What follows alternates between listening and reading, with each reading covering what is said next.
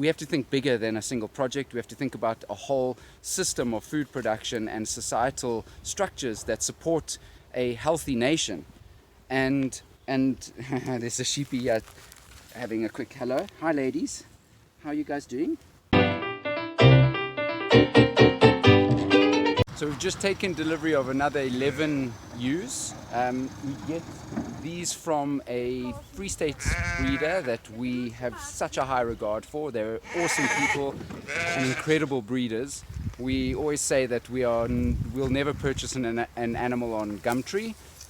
You get what you pay for, and with this particular breeder we've never had a hassle, and they've been incredibly supportive. So we support them, and they've just delivered for us 11 new ewes. So in total now on this farm we have 20 females and the 1 ram, and so they're going to form the base of our sheep enterprise, and it's all very, very exciting. Something also very cool to note is that we've developed this shade sail. So we've got our mobile sheep pens so that we can move the sheep out on pasture and mimic natural behavioral patterns of ruminants on the plains. Basically, in the wild, ruminants like your buffalo and whatever antelope might be crossing those great savannas herd close together to avoid predation. And so in the wild, they'll stay very close together and they'll keep moving to avoid being eaten by lions. So what we're doing with our pens, and because they're mobile, we're mimicking that behavior.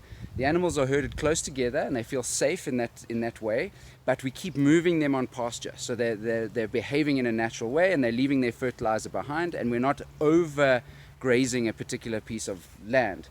Now, obviously, to implement that, they're out on pasture and exposed to the elements and the sun. So we developed this shade sail so that with the pen it can move and it provides shade. So if you look here, you can see that the sheep naturally migrate under there, and they've got that protection from the sun. While I'm covering some of the sort of fundamental elements of our design and of our biomimicry model and methodology, it's worth taking this opportunity, I think, just to create some clarity around what it is we're looking to achieve. And when looking at this model, particularly from a financial standpoint, and comparing it on a spreadsheet to other commercial food production models, particularly with regard to livestock, it is imperative that the full life cycle of the production is acknowledged and catered for and compared.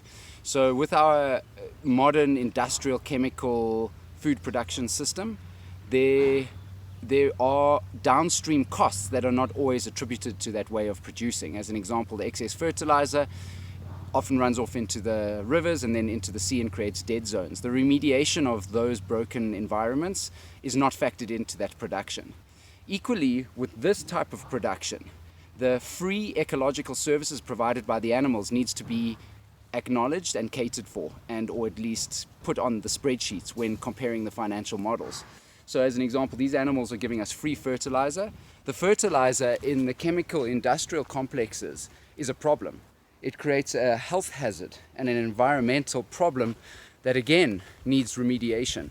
So in the CAFOs, the concentrated animal feedlots, you've got concentration of feces, and that creates methane emissions, and that creates a massive cleanup operation requirement. Whereas here, we're actually saying, let's look at this more holistically and at a bigger picture scale and see their outputs as an input to the next system. And so the fertilizer, their manure, forms the basis for free of the fertilization of our land. We're not bringing in external synthetic inputs. So that's ecological service 1.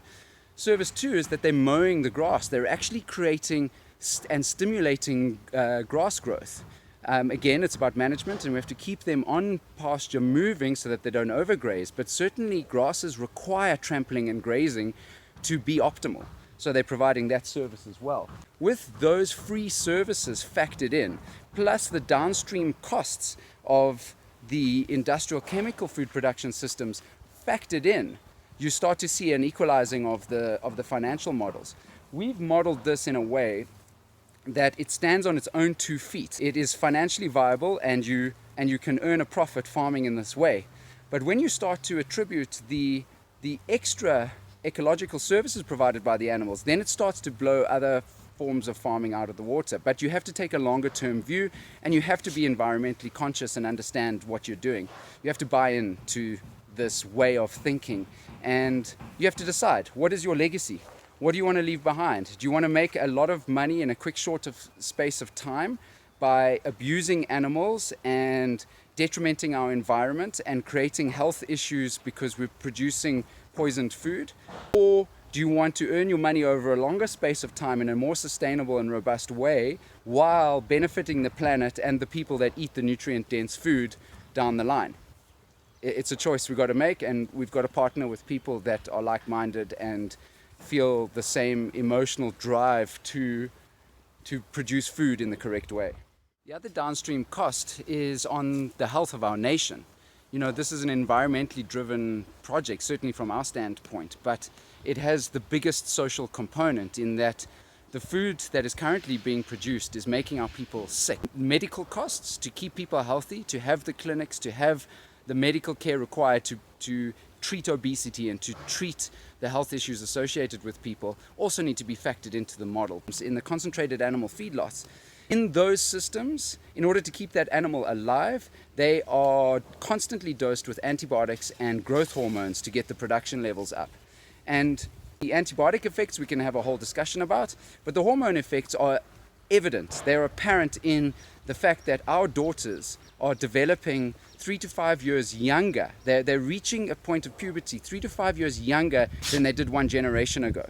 And that is as a direct result of the food we're eating, because it is impregnated with all of these hormones. And so we have to look at the full picture. So if you want to do food production, then you have to acknowledge the downstream costs of that. And you have to acknowledge that you're feeding your sons and daughters that food and that it is having an impact on their health and the way that they're even developing. So when you string it all together, when you look at the whole system on a very holistic and high level basis, then in my mind, there is no other way to produce food. We cannot continue with the industrial chemical food production system. We have to find alternatives, and this is what this is about. You'll notice that these animals are in this sort of fenced off area. That's purely a security measure for the short term. We're letting them establish, get a little bit more comfortable with the move, let them settle after being in the back of a bakkie and being transported. From next week, and we'll document this and share it with you guys, we're going to start pulling them out onto pasture, and that's the exciting part, because they're actually going to be out there helping us restore the land. And we're going to do a bit of a before and after scenario.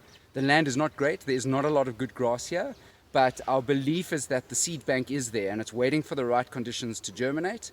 And we believe that the animals are going to actually prepare the land for that germination, and then we're going to start improving the land.